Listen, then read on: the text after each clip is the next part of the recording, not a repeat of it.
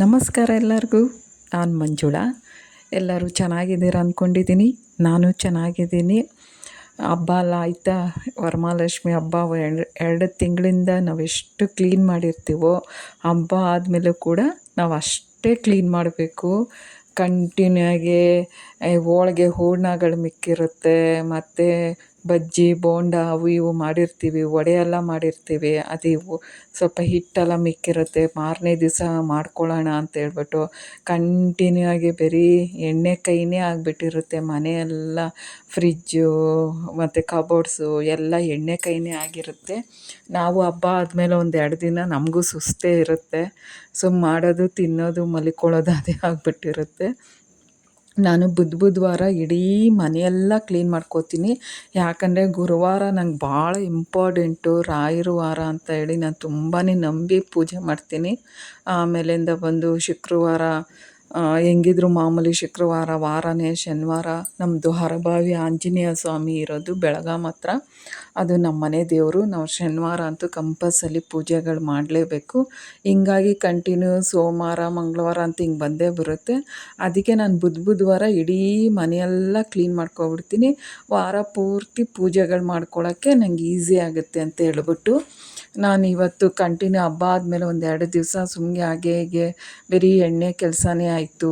ಕರೆದಿದ್ದು ಬರೆದಿದ್ದು ತಿನ್ನೋದು ಮಾಡೋದು ಅದೇ ಆಯಿತು. ಇವತ್ತು 4 ಗಂಟೆಗೆ ಎದ್ದೆ. ಬುಧವಾರ 4 ಗಂಟೆಗೆ ಎದ್ದೆ. ನಮ್ಮ ಮನೆಯವ್ರು 3:30ಗೆ ಹೋದರು. ಹಿಂದೆಯೇ ಹೋಗಿ ವಾಶ್ರೂಮ್ಗೆಲ್ಲ ಹೋಗಿ ಬಂದು 4 ಗಂಟೆ ಆಗಿತ್ತು. ಸ್ವಲ್ಪ ಬಿಸಿನೀರು ಕಾಯಿಸ್ಕೊಂಡು ಸ್ವಲ್ಪ ಹೊರಗಡೆನೇ ಹಂಗೆ ವಾಕ್ ಮಾಡ್ಕೊಂಡು ಕುಡಿತಾ ಇದ್ದೀನಿ. ನಾನು ವಾಕಿಂಗ್ ಹೋಗೇ ಇರ್ತಿಲ್ಲ. ಈಗ ಒಂದು 2 ದಿವಸದಿಂದ ಹೋಗೋಕ್ಕೆ ಸ್ಟಾರ್ಟ್ ಮಾಡ್ಕೊಂಡಿದ್ದೀನಿ. ವಾಕಿಂಗ್ ಹೋಗಲೇಬೇಕು, ಇಲ್ಲಾಂದರೆ ತುಂಬ ಕಾಲುಗಳು ನೋವು ಬಂದಿರುತ್ತೆ. ನಾನು ಎಲ್ಲಿ ವಾಕಿಂಗ್ ಹೋಗ್ತೀನಿ ಅಂತ ಬನ್ನಿ ತೋರಿಸ್ತೀನಿ. ನೀವು ಕೂಡ 8 ಗಂಟೆಗೆ ಝೀ ಕನ್ನಡದಲ್ಲಿ ಸೀರಿಯಲ್ ನೋಡ್ತಾಯಿದ್ರೆ ಇದು ನೋಡಿ ನೀವು. ಇದು ಬಾಗ್ಲ ಹತ್ರ ಬಂದೆ ಪಾರಿಜಾತ ಹೂವು ತುಂಬ ಉದುರಿತ್ತು, ಗಿಡದಲ್ಲೂ ಕೂಡ ಇತ್ತು. ಇದು ನಮ್ಮ ಮನೆಯಿಂದ ನಾನು ಹೊಂಟಿದ್ದೀನಿ. ಒಂದು 5 ಕಾಲಾಗಿತ್ತು ನಾನು ಹೋಗುವಾಗ. ಏನು ಭಯ ಆಗೋಲ್ಲ ನಮ್ಮ ಮನೆ ಹತ್ರ, ಯಾಕಂದರೆ ನಮ್ಮದು ಹೈವೇಲಿರೋದ್ರಿಂದ ಬಸ್ಸು ಕಾರು ಎಲ್ಲ ಓಡಾಡ್ತಾನೆ ಇರುತ್ತೆ. ಹೈವೇಯಿಂದ ಪಕ್ಕದ ರೋಡೇ ನಮ್ಮದು ಇರೋದ್ರಿಂದ R M C road. R M C ಅಂದರೆ ಗೊತ್ತಲ್ಲ, ನೈಟೆಲ್ಲ ಗಾಡಿಗಳು ಓಡ್ತಾನೆ ಇರುತ್ತೆ. ಇದು ಬಂದ್ಬಿಟ್ಟು ಶೂಟಿಂಗ್ ಬಂಗ್ಲೆ. ಇದು ನಾವಿರೋದು 3ನೇ ಕ್ರಾಸು, ಇದು 5ನೇ ಕ್ರಾಸಲ್ಲಿದೆ ಶೂಟಿಂಗ್ ಬಂಗ್ಲೆ ಬಂದು. ಇದು ಕಣ್ಣ ಸೀರಿಯಲ್ ನೋಡ್ತಾ ಇದ್ದೀರಾ ಅಂದ್ಕೋತೀನಿ ನಾನು. ಝೀ ಕನ್ನಡದಲ್ಲಿ 8 ಗಂಟೆಗೆ ಬರುತ್ತೆ, ಅದು ಇಲ್ಲೇ ಶೂಟಿಂಗ್ ನಡೆಯೋದು. ಇದು ಇಲ್ಲೇ ನಾವು ವಾಕ್ ಮಾಡೋದು ಡೈಲಿ. ಅದೇ ನಮ್ಮದು ವಾಕ್ ರೌಂಡು. ಯಾಕಂದರೆ ನಮ್ಮ ಮನೆ ಎದುರುಗಡೆನೇ ಇದೆ ಅದು ಶೂಟಿಂಗ್ ಬಂಗ್ಲೆ. ಅಲ್ಲೇ ನಾವು ಯಾವಾಗೂ ವಾಕ್ ಹೋಗ್ತಾ ಇರ್ತೀವಿ. ಒಂದೊಂದ್ಸಲಿ ಶೂಟಿಂಗ್ಗಳು ನೈಟು ಡೇ ನಡೀತಾನೇ ಇರುತ್ತೆ, ಫಂಕ್ಷನ್ಸ್ ನಡೀತಾ ಇರುತ್ತೆ, ಎಂಗೇಜ್ಮೆಂಟ್ ನಡೀತಾ ಇರುತ್ತೆ. ನಮ್ಮ ಮನೆ ಹತ್ರ ಇರೋರಂತೂ ಸುಮಾರು ಜನ ಅಲ್ಲೇ ಫಂಕ್ಷನ್ಸ್ಗಳೆಲ್ಲ ಮಾಡ್ತಾ ಇರ್ತಾರೆ. ನಾವು ಒಳಗೆಲ್ಲ ಹೋಗಿದ್ದೀವಿ, ಬಂದಿದ್ದೀವಿ. ಕಣ್ಣ ಸೀರಿಯಲ್ಲದಂತೂ ಆ ಕಣ್ಣ ಅಂತೂ ಡೈಲಿ ನೋಡ್ತಾನೆ ಇರ್ತೀವಿ. 6 ಗಂಟೆಗೆಲ್ಲ ಶೂಟಿಂಗ್ ಬರ್ತಾ ಇರ್ತಾರೆ. ಭವ್ಯಗೌಡ, ಕಣ್ಣ ಅವರೆಲ್ಲ ಶೂಟಿಂಗ್ ಬರ್ತಾನೆ ಇರ್ತಾರೆ. ನಾವು ವಾಕ್ ಮಾಡುವಾಗ ನೋಡ್ತಾ ಇರ್ತೀವಿ, ಕೈ ಮಾಡ್ತಾ ಇರ್ತೀವಿ. ಅವರು ಕೈ ಮಾಡಿ ಒಳಗೆ ಹೋಗ್ತಾ ಇರ್ತಾರೆ. ವಾಕಿಂಗಿಂದ ಬಂದಮೇಲೆ ನಂದು 6 ಕಾಲಾಗಿತ್ತು. ಆವಾಗಲೇ ಸ್ವಲ್ಪ ಕಾಫಿ ಮಾಡಿಕೊಂಡು ಕುಡಿಯೋಣ ಅಂಥೇಳಿ ಕಾಫಿ ಮಾಡ್ಕೋತಾ ಇದ್ದೀನಿ. ಹಾಲು ಕೆಂಪು ಹಾಕಿಟ್ಟು ಹಾಲು ಬಂದು ನಾನು ಸ್ವಲ್ಪ ನೀರು ಜಾಸ್ತಿನೇ ಹಾಕ್ತೀನಿ, ಯಾಕಂದರೆ ಅದು ಕಾಯ್ತಾ ಕಾಯ್ತಾ ಗಟ್ಟಿ ಆಗ್ತಾನೇ ಇರುತ್ತೆ ಹಾಲು. ಅದರಲ್ಲೇ ನಾನು ಬೆಣ್ಣೆ ಎಲ್ಲ ತೆಗೆಯೋದು. ಫಸ್ಟು ಒಂದು ಲೋಟ ಕಾಫಿ ಕುಡಿದ್ಬಿಡ್ಬೇಕು ಅಂಥೇಳಿ ಇವತ್ತು ಕಬೋರ್ಡು, ಗ್ಲಾಸು ಪ್ರತಿಯೊಂದು ಕ್ಲೀನ್ ಮಾಡಬೇಕು. ನಾನು ಇಷ್ಟಲ್ಲಿ 6 ಕಾಲಾಗಿತ್ತು. ಬಂದ್ಬಿಟ್ಟು ಇದು ಮಾಡ್ತಾಯಿದ್ದೀನಿ, ಕಾಫಿ ಮಾಡ್ಕೊಂಡು ಕುಡಿತಾಯಿದ್ದೀನಿ. ಆಗ ಕಾಫಿ ಆಯಿತು. ಒಂದು ಆರಾಮಾಗಿ ಕೂತ್ಕೊಂಡು ನಿಧಾನಕ್ಕೆ ಕಾಫಿ ಕುಡಿಯೋಣ. ನಂದು ಬೆಳಗ್ಗೆ ಎದ್ದರೆ ನೈಟು ಒಂದೊಂದ್ಸಲ ಇಡ್ಲಿ ದೋಸೆಗೆ ಹಾಕ್ಬಿಟ್ರೆ ನನಗೆ ಟೆನ್ಷನ್ ಇರೋಲ್ಲ. ಇಡ್ಲಿ ದೋಸೆ ಪಡ್ಡು ಅವೆಲ್ಲ ಟೆನ್ಷನ್ ಇರೋಲ್ಲ. ಈ ಬೇರೆ ಟೈಮಲ್ಲಂತೂ ಫುಲ್ಲು ಟೆನ್ಷನ್ ನನಗೆ. ಯಾಕಂದರೆ ಪ್ರಸಾದಿಗೆ ಟಿಫನು ಕಟ್ಟಬೇಕು, ಮತ್ತು ಲಂಚು ಕಟ್ಟಬೇಕು, 2 ಕೆಲಸ ಆಗಬೇಕು. ಬೆಳಗ್ಗೆನೇ ಅನ್ನ ಸಾರು ಮಾಡಿಬಿಟ್ರೆ ಸಂಜೆ ಗಂಟ ಅದೇ ಅನ್ನ ಸಾರು ಇರುತ್ತೆ. ಹುಡುಗರು ಬೇಜಾರು ಮಾಡ್ಕೋತಾರೆ ತಿನ್ನೋಕ್ಕೆ. ಅದಕ್ಕೆ ಅವನಿಗೊಬ್ಬನಿಗೋಸ್ಕರ ಏನಾರು ಒಂದು ಮಧ್ಯಾಹ್ನಕ್ಕೆ ಬೆಳಗ್ಗೆಗೆ ಸೇರಿಸಿ ಮಾಡಿಬಿಡ್ತೀನಿ. ಆಮೇಲೆ ನಮ್ಮದು ಬೆಳಗ್ಗೆ ಏನಾರು ಮಾಡ್ಕೋತೀನಿ. ಇವಾಗ ಏನಪ್ಪ ಮಾಡೋದು ಅಂತ ಯೋಚನೆ ಮಾಡ್ಬೇಕು ನಾನು ಈಗ. ಡೈಲಿ ನಂಗೆ ಅದೇ ಕತೆ ಆಗುತ್ತೆ. ಈ ಚಪಾತಿ ಅಂದರೆ ಈಸಿನೇ, ನೈಟು ಕಂಪಲ್ಸರಿ ಚಪಾತಿ ಮಾಡೋದ್ರಿಂದ ಬೆಳಗ್ಗೆ ಚಪಾತಿ ಮಾಡಿಕೊಡ್ಬೇಕಂದ್ರೆ ನನಗೂ ಬೇಜಾರು. ಆದರೆ ಒಂದೊಂದು ಸಲ ಮಾಡಿಬಿಡ್ತೀನಿ. ಅಷ್ಟರಲ್ಲಿ ಅವ್ನು 8 ಗಂಟೆಗೆಲ್ಲ ಹೋಗಬೇಕಾಗಿತ್ತು.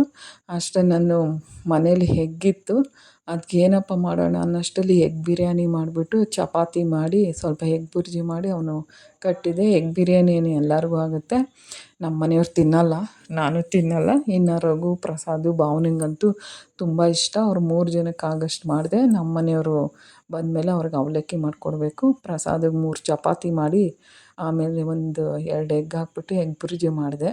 ಅದು ಬೆಳಗ್ಗೆ ತಿನ್ಕೋತಾನೆ, ಬೆಳಗ್ಗೆಯಾದ್ರು ತಿಂತಾನೆ, ಯಾವಾಗಾದ್ರೂ ತಿಂತಾನೆ, ಮಧ್ಯಾಹ್ನ ಆದರೂ ತಿಂತಾನೆ.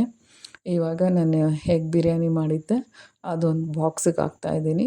ಇಷ್ಟು ಇನ್ನೂ ಯಾವುದೂ ಕೆಲಸ ಆಗಿಲ್ಲ. ಇನ್ಮೇಲೆ ಕೆಲಸ ಸ್ಟಾರ್ಟ್ ಮಾಡ್ಕೋಬೇಕು. ಯಾಕಂದರೆ ನಾನು ಟಿಫನ್ 8 ಗಂಟೆಗೆಲ್ಲ ರೆಡಿ ಮಾಡಿ ಅವ್ನಿಗೆ ಬಾಕ್ಸ್ ಕಟ್ಟಿಬಿಡ್ಬೇಕು.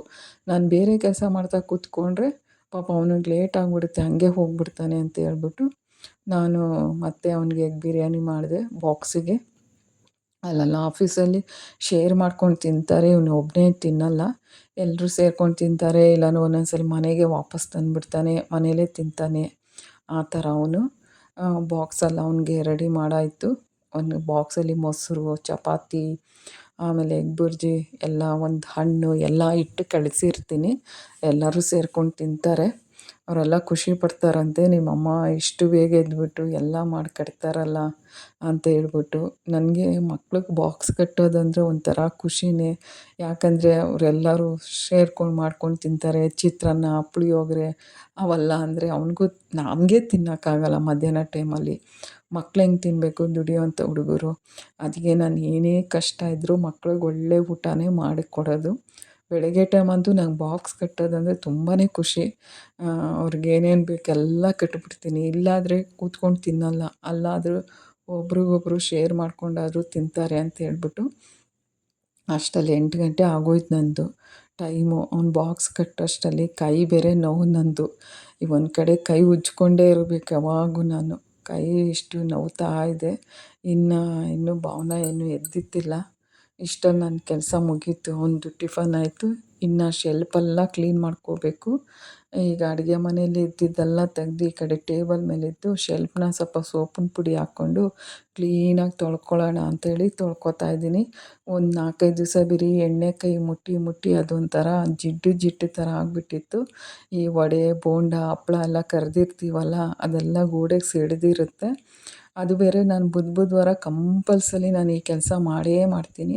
ಯಾಕಂದರೆ ಗುರುವಾರ ದಿವಸ ನಂಗೆ ಇವೆಲ್ಲ ಮಾಡೋಕ್ಕಾಗಲ್ಲ, ನನಗೆ ಪೂಜೆ ಮಾಡಬೇಕು. ಶುಕ್ರವಾರವೇ ಪೂಜೆ ಮತ್ತು ಶನಿವಾರ ಅಂತೂ ಪೂಜೆ ಮಾಡೋದಿರುತ್ತೆ. ಅದಕ್ಕೋಸ್ಕರನೇ ನಾನು ಬುಧವಾರ ಈ ಕೆಲಸಗಳೆಲ್ಲ ಮಾಡ್ಕೊಬಿಡ್ತೀನಿ. ಈ ಚಪಾತಿ ಎಲ್ಲ ಮಾಡಿರ್ತೀನಲ್ಲ, ಅದೆಲ್ಲ ಅಂಟಾಗಿರುತ್ತೆ. ಹಿಟ್ಟಿನ ಕಲೆಗಳೆಲ್ಲ ಕ್ಲೀನಾಗಿ ಸೋಪ್ ಹಾಕ್ಬಿಟ್ಟು ಉಜ್ಜಿಬಿಟ್ಟು ಮಾಡಿಬಿಟ್ರೆ ಕ್ಲೀನಾಗಿರುತ್ತೆ ಮನೆ. ಯಾಕಂದರೆ ಇದು ಬೆಳಗ್ಗೆನೇ ಮಾಡ್ಕೋಬೇಕಿಂತ ಕೆಲಸ ಅಲ್ಲ. ಆಮೇಲೆ ಮಾಡ್ತೀನಪ್ಪ, ಟಿಫನ್ ತಿಂದು ಮಾಡ್ತೀನಿ, ಆಮೇಲೆ ಮಾಡ್ತೀನಿ ಅಂದರೆ ಟಿಫನ್ ತಿಂದ್ಬಿಟ್ಟು ನಾವೇನು ಕೆಲಸ ಮಾಡೋಕ್ಕಾಗಲ್ಲ. ಟಿಫನ್ ತಿಂದುಬಿಟ್ರೆ ಸುಮ್ಮನೆ ಕೂತ್ಕೋಬೇಕು. ಸ್ನಾನ ಮಾಡಿ ಟಿಫನ್ ತಿಂದುಬಿಟ್ರೆ ಏನೂ ಕೆಲಸ ಮಾಡೋಕ್ಕಾಗಲ್ಲ. ಅದಕ್ಕೆ ಆ ಟೈಮಲ್ಲಿ ಟಿಫನ್ನು, ಬೇಕಾದ್ರೆ ಇನ್ನೊಂದು ಸಲ ಕಾಫಿ ಮಾಡ್ಕೊಂಡು ಕುಡಿದಿರ್ತೀನಿ. ಟಿಫನ್ ಮಾತ್ರ ಮಾಡಲ್ಲ ನಾನು. ಕೆಲಸ ಮುಗಿಬೇಕು ನಂದು. ಟಿಫನ್ ತಿಂದುಬಿಟ್ರೆ ಕೆಲಸ ಮಾಡೋಕ್ಕೆ ಆಗಲ್ಲ. ಅದಕ್ಕೋಸ್ಕರನೇ ಆ ಕಡೆ ಟಿಫನ್ ಕಟ್ಟಿದ ತಕ್ಷಣ ಈ ಕಡೆ ಅಡುಗೆ ಮನೆಯೆಲ್ಲ ಕ್ಲೀನ್ ಮಾಡಿಕೊಂಡೆ. ಎಲ್ಲ ಶೆಲ್ಫೆಲ್ಲ ಕ್ಲೀನ್ ಮಾಡ್ಕೊಂಡು ಇನ್ನೊಂದು 2 ಪಾತ್ರೆಗಳಿತ್ತು. ನೈಟೇ ಎಲ್ಲ ಪಾತ್ರೆ ತೊಳೆದಿಟ್ಟಿದ್ಲು ಭಾವನ. ನಾನು ಬೆಳಗ್ಗೆ ಅಡುಗೆ ಮಾಡಿದ್ದು, ನಾಷ್ಟ ಮಾಡಿದ್ದು, ಕಾಫಿ ಮಾಡಿದ್ದೆಲ್ಲ ಇರುತ್ತಲ್ಲ, ಅವೆಲ್ಲ ಕ್ಲೀನಾಗಿ ತೊಳೆದು ಆ ಕಡೆಲ್ಲ ಬೇಷನಲ್ಲೆಲ್ಲ ಇಟ್ಕೋಬೇಕು. ಈ ಫಸ್ಟು ಗ್ಯಾಸಿನ ಕೆಲಸ ಎಲ್ಲ ಮುಗಿದ್ಬಿಟ್ರೆ ನನಗೆ ಇನ್ಯಾವುದೂ ಕೆಲಸ ಇಲ್ಲ. ಟಿಫನ್ ಏನು ಅದೇ ಇದೆ ಇವಾಗ. ಮಧ್ಯಾಹ್ನ ಅಡುಗೆ ಮಾತ್ರ ಮಾಡೋದಿರುತ್ತೆ ಅಷ್ಟೇ. ಇವತ್ತು ಗೊತ್ತಿಲ್ಲ, ಪಾಪುನ ನೋಡೋಕೆ ಹೋಗಬೇಕು ಅಂದ್ಕೊಂಡಿದ್ದೀನಿ. ಆದರೆ ನೆಲಮಂಗ್ಲಕ್ಕೆ ಬೇರೆ ಹೋಗಬೇಕು ಪಾಪುನ ನೋಡೋಕ್ಕೆ. ಅದಕ್ಕೇ ಸ್ವಲ್ಪ ಕಂಟಿನ್ಯೂ ಕೆಲಸ ಮಾಡಿಬಿಟ್ರೆ ಇನ್ನು ನಮ್ಮ ಮನೆಯವ್ರು ಬಂದಮೇಲೆ ಮಧ್ಯಾಹ್ನ ಮೇಲೆ ಹೋಗಬೇಕು. ಯಾಕಂದರೆ ಅವ್ನು ಮಲ್ಕೊಬಿಟ್ಟಿರ್ತಾನೆ. ಮಧ್ಯಾಹ್ನ ಮೇಲಾದರೆ ಎಚ್ಚರ ಇರ್ತಾನೆ.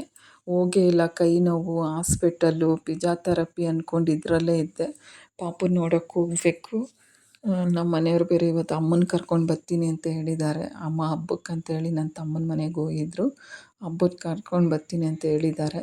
ಆ ಅಮ್ಮ ಬರೋ ಅಷ್ಟರಲ್ಲಿ ಎಲ್ಲ ಕೆಲಸ ಮಾಡಿಬಿಟ್ರೆ ಸ್ವಲ್ಪ ಹೊತ್ತು ಅವ್ರ ಹತ್ರ ಕೂತ್ಕೊಂಡು ಮಾತಾಡ್ಬೋದು ಅಂತ ಹೇಳ್ಕೊಂಡು ಒಂದೇ ಸಮ ಕೆಲ್ಸಗಳು ಮಾಡ್ತಾಯಿದ್ದೀನಿ. ಸಿಂಕ್ ಅಂತೂ ನಾನು ಪಾತ್ರೆ ಎಲ್ಲ ತೊಳೆದ್ಮೇಲೆ ಸ್ವಲ್ಪ ಸಬೀನ ಪೌಡ್ರು, ಸ್ವಲ್ಪ ಸೋಪಿನ ಪುಡಿ ಹಾಕ್ಬಿಟ್ಟು ಸೈಡ್ ಮೂಲೆ ಎಲ್ಲ ಉಜ್ಜಿ ತೊಳಿತೀನಿ. ಇಲ್ಲಾಂದರೆ ನಾವು ಅದನ್ನು ಹಂಗೆ ಕೇರ್ಲೆಸ್ ಬಿಟ್ಬಿಟ್ರೆ ಮೂಲೆಯಲ್ಲೆಲ್ಲ ಸಣ್ಣಗೆ ಪಾಚಿ ಥರ ಕಟ್ಕೊಬಿಡುತ್ತೆ. ಅದು ನಮಗೆ ನೋಡೋಕ್ಕೆ ಒಂಥರ ಅಸಹ್ಯ ಆಗುತ್ತೆ. ಅಟ್ಲೀಸ್ಟ್ ಬೇರೆದವ್ರು ಬಂದರೂ ಕೂಡ ನಮ್ಮ ಮನೆಗೆ ಏನಪ್ಪ ಸಿಂಕ್ ಹಿಂಗೆ ಇಟ್ಕೊಂಡಿದ್ದಾರೆ ಅಂತ ಅಂತಾರೆ. ಅದಕ್ಕೆ ನಾನು ಸಿಂಕ್ ಮಾತ್ರ ಯಾವಾಗೂ ಅದು ತೊಳೆಯೋಕ್ಕಂತಲೇ ನಾನು ಸಬೀನ ಪೌಡ್ರು ತರಿಸಿರ್ತೀನಿ. ಕ್ಲೀನಾಗಿ ನಾರು ತೊಗೊಂಡು ಉಜ್ಜಿಬಿಟ್ರೆ ತುಂಬ ಚೆನ್ನಾಗಿರುತ್ತೆ ಸಿಂಕು. ಆಮೇಲೆ ಏನೂ ಕೆಲಸ ಇಲ್ಲ ಅಂದರೆ ಒಂಚೂರು ಒಣ ಬಟ್ಟೆ ಹಾಕ್ಕೊಂಡು ಒರೆಸ್ಕೋಬೋದು. ಆಗ ಇನ್ನೂ ಕ್ಲೀನಾಗಿರುತ್ತೆ. ನಾರ್ಮಲಾಗಿ ಎಲ್ಲರ ಮನೆಯಲ್ಲೂ ಒಂದೊಂದು ಜಿರಳೆಗಳಿದ್ದೇ ಇರುತ್ತೆ. ಆದರೆ ನಾವು ಅತಿಯಾಗಿ ಬರೋ ಥರ ಬಿಟ್ಕೋಬಾರ್ದು. ಯಾವಾಗೂ ಕ್ಲೀನಾಗಿ ಇಟ್ಕೊಂಡಿದ್ರೆ ಯಾವ ಜಿರಳೆ, ನೊಣ, ಸೊಳ್ಳೆ ಯಾವುದೂ ಬರೋಲ್ಲ ಮನೆಗೆ. ಕ್ಲೀನ್ ಇಟ್ಕೊಳ್ಳೋದು ಒಳ್ಳೆಯದು. ಇರೋ ಸಣ್ಣ ಮನೆಯೋ ದೊಡ್ಡ ಮನೆಯೋ ಕ್ಲೀನ್ ಇಂಪಾರ್ಟೆಂಟು ಅಂತ ನಾನು ಹೇಳ್ತೀನಿ. ನಾವು ಬಾಡಿಗೆ ಮನೇಲಿದ್ದಾಗೂ ಕೂಡ ಕ್ಲೀನಾಗೆ ಇಟ್ಕೋತಾ ಇದ್ವಿ. ಆಂಟಿ ಕೂಡ ಇವತ್ತಿಗೂ ಹೇಳ್ತಾರೆ, ಯಾವಾಗೂ ನೀವು ಮನೇನ ಕ್ಲೀನಾಗಿ ಇಟ್ಕೋತಾ ಇದ್ರಿ ಅಂತ ಹೇಳ್ಬಿಟ್ಟು. ನಂಗೆ ಅದೇ ಖುಷಿ. ಯಾವಾಗೂ ಅಷ್ಟೇ ಮನೆ ಕ್ಲೀನಾಗಿರಬೇಕು, ಮನೆ ಕ್ಲೀನಾಗಿರಬೇಕು ಅಂತ ಯಾವಾಗೂ ಬಯಸ್ತೀನಿ. ನನ್ನ ಸೊಸೆ ಮಾಡಲಿ, ನಾನು ಮಾಡಲಿ, ಅವ್ರು ಮಾಡಲಿ ಅಂತ ನಾನು ತಲೆ ಕೆಡಿಸ್ಕೊಳ್ಳಲ್ಲ. ನಾನು ಚೆನ್ನಾಗಿದ್ದೀನಿ ಇನ್ನೂ. ನಮಗೆ ಬೇಗ ಚಿಕ್ಕ ವಯಸ್ಸಿಗೆ ಮದುವೆ ಆಗೋಯಿತು. ಒಂದು 20 ವರ್ಷದೊಳಗಡೆ ಇಬ್ಬರು ಮಕ್ಕಳು ಸಹ ಹುಟ್ಟುಬಿಟ್ರು. ಅವರು ಬೇಗ ಓದಿ ದೊಡ್ಡವರಾಗಿ ಅವ್ರ ಮದುವೆ ಕೂಡ ಬೇಗನೆ ಆಯಿತು. 27 ವರ್ಷಕ್ಕೆಲ್ಲ ಮಕ್ಕಳು ಮದುವೆ ಕೂಡ ಮಾಡಿಬಿಟ್ಟೆ. ಯಾಕಂದರೆ ಒಂಥರ ಫ್ರೀ ಇರುತ್ತೆ. ಯಾಕೆ ಸುಮ್ಮನೆ ಅವ್ರಿಗೂ ಒಳ್ಳೊಳ್ಳೆ ಹುಡುಗಿರೇ ಸಿಕ್ಕಿದ್ರು. ಹಂಗಾಗಿ ಬೇಗ ಮದುವೆಗಳಾಗೋಯ್ತು. ನಮ್ಮ ಮದುವೆ ಅಂತೂ ಇನ್ನೂ ಬೇಗ ಆಗೋಯಿತು. ಒಂದು 18 ವರ್ಷಕ್ಕೆ ಒಳಗಡೆ ನಮ್ಮ ಮದುವೆ ಆಯಿತು. 20 ವರ್ಷದ ಒಳಗಡೆ ಇಬ್ಬರು ಮಕ್ಕಳು ಆಗೋಯಿತು. ಮಕ್ಳಿಗೂ ಬೇಗ ಮದುವೆ ಆಯಿತು. ಹಂಗಾಗಿ ನಾನೇನು ಇದಾಗಿಲ್ಲ. ಆದರೆ ಕೈ ನೋವು ಸ್ವಲ್ಪ ಜಾಸ್ತಿ ಇದೆ ನನಗೆ. ಈ ಎಡಗೈ ತುಂಬ ನೋವಿದೆ. ಅದೇನೋ ಮೂಳೆ ಮೇಲೆ ಒಂದು ಮಾಂಸ ಬೆಳೆದಿದೆ ಅಂತ ಹೇಳಿದ್ದಾರೆ. ಇದೆಲ್ಲ ಗಣೇಶ ಹಬ್ಬ ಆದಮೇಲೆ ಆಪ್ರೇಷನ್ ಮಾಡಿಸ್ಕೋಬೇಕು ಅಂತ ಇದ್ದೀನಿ ನಾನು. ಇಲ್ಲಾಂದರೆ ನಂಗೆ ಅದರಿಂದನೇ ತುಂಬ ತೊಂದರೆ ಆಗ್ತಾಯಿದೆ. ನಾನು ಹಂಗಿದೆ ಅಂತೇಳಿ ಸುಮ್ನೆ ಕೂತ್ಕೊಳ್ಳಲ್ಲ. ನಾನು ಏನು ಕೆಲಸ ಮಾಡಬೇಕೋ ಅದು ಕೆಲಸ ಆರಾಮಾಗಿ ಮಾಡ್ತಾ ಇರ್ತೀನಿ ನಾನು. ಅವ್ರು ಮಾಡಲಿ ಇವ್ರು ಮಾಡಲಿ ಅಂತ ಯಾವತ್ತೂ ತಲೆ ಕೆಡಿಸ್ಕೊಳ್ಳಲ್ಲ ನಾನು. ಆ ಥರ ಭೇದ ಭಾವ ಮನೇಲಿ ಯಾವತ್ತೂ ಇರಬಾರ್ದು. ಯಾಕಂದರೆ ಒಂದು ಸಲ ನಾವು ಮುನ್ಸ್ಕೊಬಿಟ್ರೆ ಅದು ಲೈಫ್ ಲಾಂಗು ಅದು ಮುನ್ಸ್ಕೊಂಡು ಇವಾಗೇನೋ ನಾವು ಗಟ್ಟಿ ಇದ್ದೀವಿ, ಮಾತಾಡ್ತೀವಿ. ಆಮೇಲೆ ನಮ್ಗೆ ವಯಸ್ಸಾದ್ಮೇಲೆ ಯಾರು ನೋಡ್ಕೋತಾರೆ? ನಮ್ಮ ಅತ್ತೆ ವಯಸ್ಸಿದ್ದಾಗ ಹೆಂಗೆ ಆಡ್ತಾಯಿದ್ಲು, ಈಗ ನೋಡು ಅಂತ ಅನ್ನಲ್ವಾ? ಅದಕ್ಕೋಸ್ಕರ ನಾನು ನನ್ನ ಫ್ರೆಂಡ್ಸ್ಗೂ ಕೂಡ ಹಂಗೆ ಹೇಳ್ತೀನಿ. ನನ್ನ ಫ್ರೆಂಡ್ಸು ಕೂಡ ಹೌದು ರೀ, ನೀವು ಹೇಳೋದು ನಿಜ ಅಂತ ಹೇಳ್ತಾರೆ. ವಯಸ್ಸಿದ್ದಾಗ ಕೂಗಾಡ್ಬಿಡೋದು, ವಯಸ್ಸಾದಮೇಲೆ ಮೂಲೆಯಲ್ಲಿ ಕೂತ್ಕೊಳ್ಳೋದು ಅವೆಲ್ಲ ಏನಕ್ಕೆ? ಈಗಿಂದನೇ ಪ್ರೀತಿಯಿಂದ ಇದ್ಬಿಡ್ಬೇಕು. ಆವಾಗ ಯಾರಿಗೂ ಇರೋಲ್ಲ. ನಮ್ಮ ಮನೆಯವ್ರು ನಮಗೆ ಆಗೋದು, ಬೇರೆದವ್ರು ಬಂದು ಯಾರೂ ನಮ್ಗೆ ಆಗೋಲ್ಲ. ಅದಂತೂ ವಿಷಯ ತಿಳ್ಕೊಂಡೇ ಇರಬೇಕು. ಪ್ರತಿಯೊಬ್ಬರು ಅಷ್ಟೇ. ನಮ್ಮ ಮನೆಯವ್ರು ನಮಗೆ ಆಗೋದು, ಬೇರೆದವ್ರು ಬಂದು ನಮ್ಗೆ ಯಾರೂ ಆಗೋಲ್ಲ. ನಮ್ಮ ಮಕ್ಳು ಮಾತು ನಾವು ಅಷ್ಟೇ ಕೇಳಬೇಕು. ನಮ್ಮ ಮಕ್ಳು ಮಾತು, ನಮ್ಮ ಸೊಸೆಯಂದಿರ ಮಾತು ಬಿಟ್ಟರೆ ನಾನು ಯಾರ ಮಾತು ಕೇಳಲ್ಲ. ಆ ದೇವರೇ ಬಂದರೂ ದೇವ್ರ ಮಾತು ಕೂಡ ಕೇಳಲ್ಲ ನಾನು. ಅವ್ರೇನು ಹೇಳ್ತಾರೋ ಹಾಗೆ ನಾನು ಕೇಳೋದು. ನನ್ನ ಮಾತು ಕೂಡ ಕೇಳ್ತಾರೆ, ಅವ್ರ ಮಾತು ಕೂಡ ನಾನು ಕೇಳ್ತಾನೆ. ನೀವು ನೋಡ್ದಂಗೆ ಬೆಳಗ್ಗೆ 4 ಗಂಟೆಯಿಂದ ಹಿಡಿದು ನಾನು ಇಲ್ಲಿ ಗಂಟೆ ಕೆಲಸ ಮಾಡ್ತಾಯಿರ್ತೀನಿ. ಇನ್ನು ನಮ್ಮ ಭಾವನ ಎದ್ದೂ ಇಲ್ಲ, ಕೆಳಗೂ ಬಂದಿಲ್ಲ.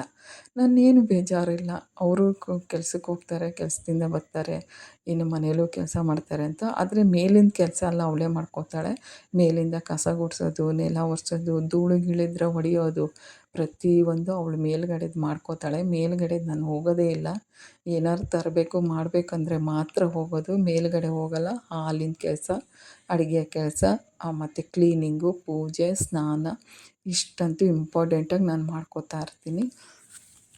ಏನೋ ಊರಿಗೆ ಹೋಗಿರ್ತಾಳೆ ಅಂದರೆ ಮೇಲಿಂದ ಮೆಟ್ಲೆಲ್ಲ ಒರೆಸ್ಕೊಂಡು ಬರ್ತೀನಿ. ಅವಳು ಮೇಲುಗಡೆ ಎಲ್ಲ ಧೂಳೆಲ್ಲ ಒರೆಸ್ಕೋತಾ ಇದ್ದಾಳೆ. ಅವಳು ಹಬ್ಬ ಆದಮೇಲೆ ಏನೂ ಮಾಡಿದ್ದಿಲ್ಲ. ಅದಕ್ಕೆ ಒಂದು ಸ್ವಲ್ಪ ಧೂಳು ಹೊಡ್ಕೊಂಡು ಮೇಲೆಲ್ಲ ನೆಲ ಒರೆಸ್ಕೊಂಡು ಬರ್ತಾ ಇದ್ದಾಳೆ. ನಾನು ಇಲ್ಲಿದ್ದ ಕೆಲಸ, ಅಡುಗೆ ಮನೆ ಕೆಲಸ ಎಲ್ಲ ಮಾಡ್ಕೋತಾ ಇದ್ದೀನಿ. ಇದೆಲ್ಲ ಆಯಿತು. ಇವಾಗ ಸ್ವಲ್ಪ ಫ್ರಿಜ್ ಅಂತೂ ಒಳಗಿಂದೆಲ್ಲ ಕ್ಲೀನ್ ಮಾಡಿಬಿಟ್ಟಿದ್ದೆ. ಹಂಗಂಗೆ ಹೂವು, ತರಕಾರಿ, ಕೊತ್ತಂಬರಿ, ಕರಿಬೇವು ಸೊಪ್ಪೆಲ್ಲ ಕವರಲ್ಲಿ ತಂದು ಹಂಗೆ ತುರ್ಕಿದ್ವಿ ನಾವು ಹಬ್ಬ ಅಂತ ಹೇಳ್ಬಿಟ್ಟು.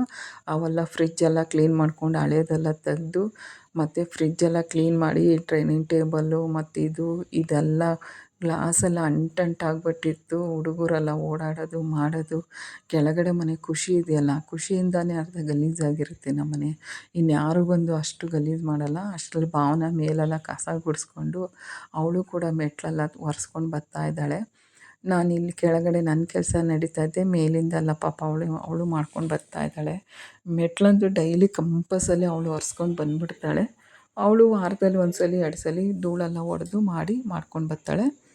ಇವತ್ತು ಅವಳು ಅದೇ ಕೆಲಸ ಮಾಡಿದ್ದಾಳೆ. ಮೇಲೆ ಧೂಳೆಲ್ಲ ಹೊಡ್ಕೊಂಡು ಮೆಟ್ಲೆಲ್ಲ ಒರೆಸ್ಕೊಂಡು ಬರ್ತಾಯಿದ್ದಾಳೆ. ನಾನು ಗ್ಲಾಸೆಲ್ಲ ಒರೆಸ್ಕೊಂಡು ಇದೆಲ್ಲ ಮಾಡ್ಕೋತೆ. ಡೈಲಿ ಸ್ನಾನ ಮಾಡೋಕ್ಕಿಂತ ಮುಂಚೆ ನಿಮ್ಮ ಕೈಲಿ ಎಷ್ಟಾಗುತ್ತೋ ಅಷ್ಟು ಒರೆಸ್ಕೊಬಿಡಿ. ಹಬ್ಬ ಹುಣ್ಣಿಮೆ ಅನ್ನೋದು ಏನೂ ಇರಲ್ಲ. ಯಾವಾಗೂ ಮನೆ ಕ್ಲೀನಾಗಿರುತ್ತೆ. ಆರಾಮಾಗೂ ಇರ್ಬೋದು. ನೋಡೋಕ್ಕೂ ಚೆನ್ನಾಗಿ ಕಾಣುತ್ತೆ. ಧೂಳಿದ್ರೆ ನಮಗೆ ನೋಡೋಕೆ ಅಸಹ್ಯ ಅನ್ನಿಸ್ತಾ ಇರುತ್ತೆ. ನಮ್ದೇನು ಮಾಡಬೇಕು, ಬೆಳಗ್ಗೆ ಎದ್ದುಬಿಟ್ಟು ನಮ್ಮದೇನಿದೆ ಅದು ಮುಗಿಸ್ಕೊಂಡು ಒಂದು ಒಣ ಬಟ್ಟೆ ತೊಗೊಂಡು ಎಲ್ಲ ಈ ಥರ ಬಂದುಬಿಟ್ರೆ ಎಷ್ಟು ಕ್ಲೀನಾಗಿರುತ್ತೆ ಅಂತ ಅನ್ಬೋದು. ನಾನಂತೂ ಇಷ್ಟು ಕೆಲಸ ಆಯಿತು. ಈಗ ಒಂದು ಕಡೆಯಿಂದ ಕಸ ಗುಡಿಸ್ಕೊಂಡು ನೆಲ ಒರೆಸ್ಕೊಂಡು ಬಂದು ಸ್ನಾನ ಮಾಡಿ ಅಷ್ಟರಲ್ಲಿ ನಮ್ಮ ಮನೆಯವ್ರು ಬರ್ಬೋದು ಅಂದ್ಕೊಂಡಿದ್ದೀನಿ. ಇನ್ನೂ 9:30 ಆಯಿತು ಅಷ್ಟರಲ್ಲಿ. ಅವಳು ಭಾವನ ಬೇರೆ ಮೇಲಿಂದ ಒರೆಸ್ಕೊಂಡು ಬರ್ತಾಯಿದ್ದಾಳೆ. ಒಬ್ರು ಮಾತಾಡಿಕೊಂಡು ಕೆಲಸ ಮಾಡ್ತಾಯಿರ್ತೀವಿ. ನೀನೇನು ಮಾಡಿದೆ ಮೇಲೆ, ನೀವು ಯಾಕೆ ಮಾಡ್ತಾಯಿದ್ದೀರಾ, ಕೈ ನೋವು ಯಾಕೆ ಇಷ್ಟೊಂದು ಕೆಲಸಗಳು ಮಾಡ್ತೀರಾ ಅಂತ ಅವಳೇ ಹೇಳ್ತಾ ಇದ್ದಾಳೆ. ಇನ್ನು ನಾವು ನೋಡ್ಕೊಂಡು ಕೂತ್ಕೊಳ್ಳೋಕ್ಕಾಗೋದಿಲ್ಲ, ಕೈ ಹಿಡ್ಕೊಂಡೇ ಕೂತ್ಕೋಬೇಕು ಅಂತ ಹೇಳ್ಬಿಟ್ಟು ನನ್ನ ಕೆಲಸ ನಾನು ಮಾಡ್ತಾಯಿದ್ದೀನಿ. ಅವಳ ಕೆಲಸ ಅವಳು ಮಾಡ್ತಾಯಿದ್ದಾಳೆ. ಭಾವನಂದಾಯಿತು ಕೆಲಸ. ಅವಳು ಒಂದು ಬಟ್ಟೆ ತೊಗೊಂಡು ಹಿಂಗೆ ಒರೆಸ್ಕೊಂಬಂದ್ಬಿಟ್ರೆ ಮುಗ್ದೋಯ್ತು ಅವಳ ಕೆಲಸ. ನಾನು ಅದನ್ನೇ ಹೇಳ್ಕೊಂಡು ನಕ್ಕೊಂಡು ಬರ್ತಾಯಿದ್ದೀನಿ. ಇನ್ನೆಲ್ಲ ಮುಗೀತು ಅವಳದು. ಅವಳು ಕೂಡ ಇವತ್ತು ಲೇಟು ಅನಿಸುತ್ತೆ ತಿಂಡಿ ತಿನ್ನೋದು. ನಮ್ಮ ತಿಂಡಿ ಮೇಲೆ ಜ್ಞಾನ ಇರಲ್ಲ. ಫಸ್ಟು ಮನೆ ಕೆಲಸಗಳಾಗ್ಬಿಡ್ಬೇಕು. ಇಷ್ಟು ಕೆಲಸ ಆಗಿಬಿಟ್ರೆ ಆರಾಮಾಗಿರ್ತೀನಿ ನಾನು. ಇವಾಗ ಒಂದು ಕಡೆಯಿಂದ ಎಲ್ಲ ಮುಗೀತು. ಇವಾಗ ಕಸ ಎಲ್ಲ ಗುಡಿಸ್ಕೊಂಡು ನೆಲ ಒರೆಸ್ಕೊಂಡು ಬಂದಬೇಕು. ನೀವು ಅಷ್ಟೇ ಮನೇನ ಬೆಳಗ್ಗೆ ಎದ್ದುಬಿಟ್ಟು ಎಲ್ಲ ಕೆಲಸ ಮಾಡಿ ಒಂದು ಕಡೆಯಿಂದ ಚೂಚು ಧೂಳು ಒರೆಸ್ಕೊಂಡು ನೆಲ ಒರೆಸ್ಕೊಂಡು ಬಂದುಬಿಡಿ. ಹಬ್ಬ ಹುಣ್ಣಿಮೆ ವಾರ ಅನ್ನೋದು ತುಂಬಾ ಚೆನ್ನಾಗಿರುತ್ತೆ. ಹಗ್ಲೆಲ್ಲ ಧೂಳು ಬಿದ್ದಿದೆಯಪ್ಪ ಅದೈತೆ ಇದೈತೆ ಅಂತ. ನಾನಂತೂ ಬುಧವಾರ ಅಂತೂ ಹೆವಿ ಕೆಲಸ ನಂಗೆ ಬುಧವಾರ ಅಂದರೆ. ಯಾಕಂದರೆ ಒಂದು ಕಡೆಯಿಂದ ಮಾಡ್ಕೊಂಡು ಬಂದುಬಿಡ್ತೀನಿ.